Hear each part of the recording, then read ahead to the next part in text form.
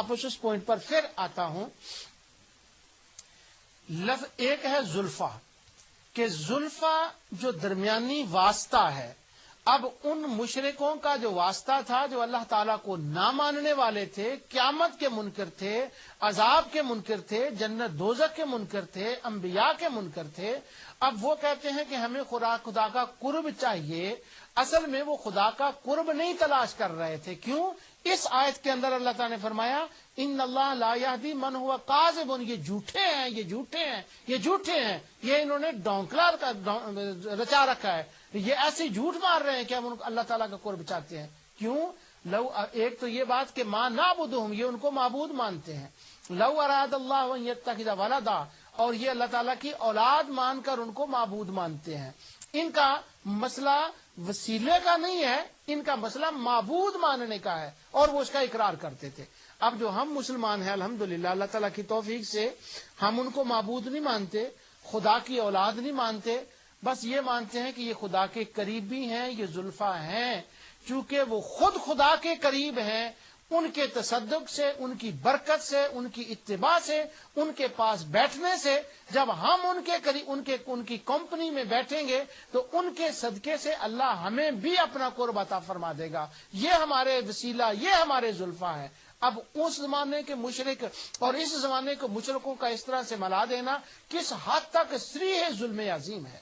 اللہ تعالیٰ نے سورہ توبہ کے اندر فرمایا یا ایھا الذین آمنوا اتقوا اللہ وکونوا مع الصادقین، اے ایمان والو اللہ سے ڈرو اور وکونوا مع الصادقین، اور سچوں کے ساتھ ہو جاؤ. اب سچے کون ہیں؟ جن کا زلفا کی آیتیں میں پڑھ رہا ہوں.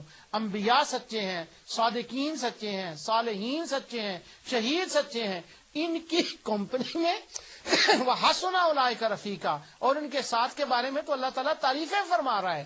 اب اس کے اندر ڈفرینشیٹ کرنا اور فرق کرنا ایک بہت ضروری بات ہے.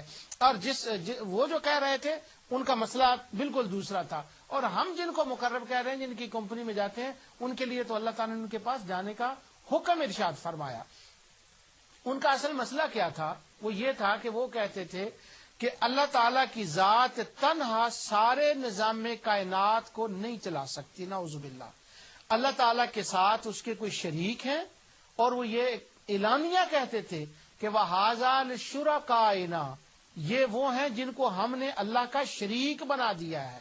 اور جب اس کو وہ اللہ کا شریک بناتے، کس کام میں شریک بناتے؟ اللہ کی سلطنت میں، اللہ تعالیٰ کے نظام چلانے میں ان کو شریک مانتے، اور اللہ تعالیٰ کو نعوذ باللہ ان کا محتاج مانتے. استغفر اللہ العظیم.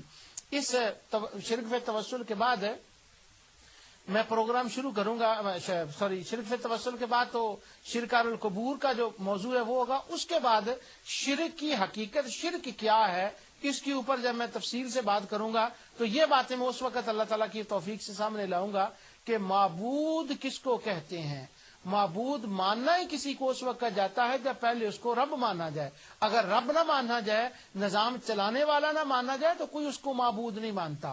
تو وہ یوں مانتے تھے، ان کو معبود مانتے تھے. وہ تو وسیلے کے لیے، یہ ان کا جھوٹ تھا، یہ ان کا ڈھونگ تھا جو مسلمانوں کے سامنے وہ یہ کر رہے تھے. اور ہم الحمدللہ اس طرح کے نہیں ہیں. ہمارا تو عقیدہ اور بلیونگ جو ہے وہ اس سے دوسری ہے. اب جو میں نے اس کی آیات جو ہے نا آپ کے سامنے تلاوت کر دی کہ جن کو ہم مانتے ہیں وہ اللہ تعالیٰ کے زلفا بھی ہیں اور اللہ تعالیٰ کے قریب بھی ہیں. اسی سے آگے جو دوسری آیت جو ہے کہ وہ اللہ تعالیٰ کے قریب ہیں، اللہ تعالیٰ کے نزدیک ان کی وجاہت ہے. سورہ آل عمران کی آیت 45 میں اذ قالت الملائکہ یا مریم ان اللہ اذ قالت الملائکہ یا مریم ان اللہ تعالیٰ نے حضرت مریم کو جب یہ ملائکہ نے آ کر بشارت دی تو وہ کہتے ہیں یبشرک، ہم تجھے بشارت دیتے ہیں عیسیٰ ابن مریم کی وجیہا فی الدنیا والآخرہ، جو وجاہت والا ہوگا، وجیہ ہوگا اس جہان میں بھی اور اس جہان میں بھی. اس کے بعد اللہ تعالیٰ نے ارشاد فرمایا یا ایھا الذین آمنوا لا تکونوا کالذین آذوا موسیٰ، یہ سورۃ احزاب کی 69 آیت ہے. وَكَانَ عِندَ اللَّهِ وَجِيهًا، بے شک وہ جو موسیٰ علیہ السلام تھے وہ اللہ تعالیٰ کے نزدیک وجیہ تھے. اب جن کو وہ وسیلہ مانتے تھے اولیاء شیطان کو، ان کی وجاہت، ان کا اللہ تعالیٰ کے نزدیک قرب بالکل نہ تھا، بلکہ اللہ تعالیٰ سورۃ نجم میں ارشاد فرماتے ہیں کہ ما تعبدون من دونہ الا اسمان سمیتموہا انتم وآباؤکم ما انزل اللہ بہا من سلطان، کہ اللہ تعالیٰ نے ان کے لیے کوئی دلیل نازل نہیں کی کہ وہ اللہ کے قریب ہیں، وہ زلفیٰ ہیں، وہ اللہ کے قریب کر سکتے ہیں، ان کے لیے تو کوئی دلیل ہی نہیں ہے۔ لیکن جن کو ہم اپنا مانتے ہیں، جن کو ہم اپنا وسیلہ مانتے ہیں، ان کے لیے تو پورا قرآن پڑا ہے کہ اللہ تعالیٰ نے ان کو خود دلیل بنایا۔ یا ایھا الناس قد جاءکم برہان من ربکم، ان کو تو اللہ تعالیٰ نے خود دلیل بنایا ہے کہ وہ خدا کی دلیل ہے، وہ خدا کے قریب ہے۔ اس لیے ما نعبدهم الا لیقربونا الی اللہ زلفیٰ، وسیلے کے خلاف دلیل نہیں بنتی بلکہ وسیلے کی دلیل بنتی ہے، کیونکہ اگر مسلمان وسیلہ نہ مانتے ہوتے تو وہ مسلمانوں کے سامنے اس کا اظہار ہی نہ کرتے، ان کو پتا تھا کہ مسلمان وسیلہ مانتے ہیں۔ اب میں نے یہ 5-6 دفعہ بات کی، یہ میں چاہتا تھا کہ اچھی طرح ذہن میں آ جائے۔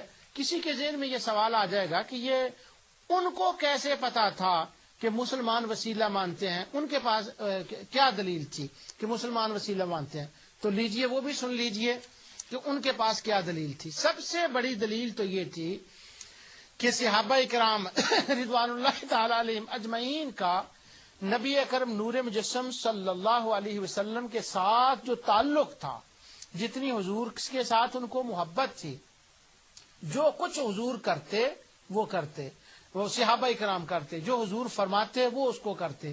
تو وہ دن رات کا جو صحابہ کا مشاہدہ تھا نا، مشرکین کا جب مشاہدہ تھا صحابہ کا حضور کے ساتھ، وہ مشاہدہ سب سے بڑی دلیل تھی کہ یہ مصطفیٰ تو ان کے وسیلہ ہیں۔ تو وہ انہوں نے اس لیے کہا کہ جیسے یہ تمہارے یہ وسیلہ ہے نا، ہمارے بھی یہ وسیلہ ہے۔ اب وہ وسیلے میں فرق تھا، اس پر میں بتا چکا ہوں۔ تو قرآن کریم کی ایک آیت میں آپ کے سامنے تلاوت کرتا ہوں کہ جو سورہ مکہ مکرمہ میں نازل ہوئی اور وہ وسیلے کے بارے میں نازل ہوئی۔ جب انہوں نے اس آیت کو سنا تو ان کو پتا چل گیا کہ مسلمانوں کے ہاں وسیلہ ہوتا ہے، اور یہ وسیلے کی دلیل بھی ہے۔ اور یہ آج میں آپ کو تلاوت کرتا ہوں، جسے سن کر انہوں نے کہا تھا کہ الا لیقربونا الی اللہ زلفیٰ، ہمیں یہ اللہ تعالیٰ کے قریب کر دیں گے۔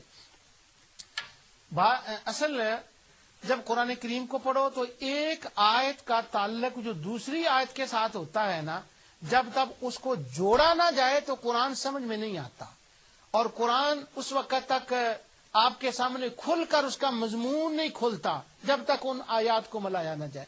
اور یہ مضمون کیسے کھلتا ہے، ایک دوسری آیات کو ملایا کیسے جاتا ہے، اور یہ فہم، یہ ادراک اور یہ ملکہ کہاں سے آتا ہے، اس کا امام بخاری علیہ الرحمہ نے ذکر کیا ہے کتاب العلم کے اندر۔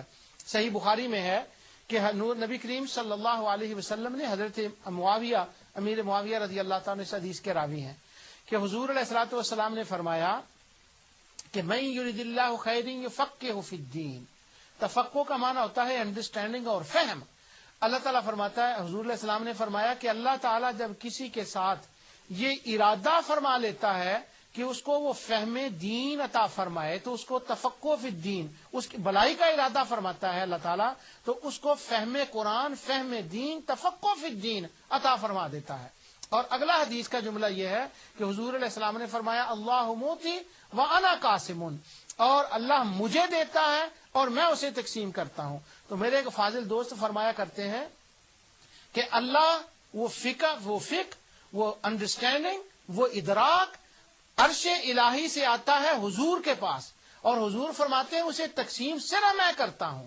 تو جب حضور اس کو تقسیم فرماتے ہیں تو اگر کوئی بندہ اگر وہ کسی کو چاہیے کہ وہ انڈرسٹینڈنگ قرآن آیتوں کا ملانا، حدیثوں کا فہم، استنباط وہ اگر حاصل کرنا ہو تو وہ خیرات تو گنبد خضرا سے ملتی ہے، وہ تو سرکار اس کو تقسیم فرماتے ہیں، وہ تو حضور عنایت فرماتے ہیں۔ اور اگر کوئی بندہ یہ کہہ دے کہ مجھے ان کے پاس جانے کی ضرورت ہی نہیں ہے، میں ان کو وسیلہ ہی نہیں مانتا، میں ان کے پاس کیوں جاؤں، تو جب اس دروازے پہ نہیں جائے گا تو فہم و ادراک کی خیرات نہیں ملے گی، تو وہ فہم و ادراک سے عاری ہوگا۔ جب وہ فہم و ادراک سے عاری ہوگا تو اس کا نتیجہ کیا ہوگا کہ وہ کافروں والی آیات جو ہیں وہ مسلمانوں کے اوپر چسپاں کرے گا، ایک دوسرے کی آیت کو نہیں دیکھے گا، ان کی اطلاقات کو نہیں دیکھے گا۔ کیوں کہ وہ در مصطفیٰ سے بیگانہ ہو گیا ہے۔ اب جن لوگوں نے در مصطفیٰ پہ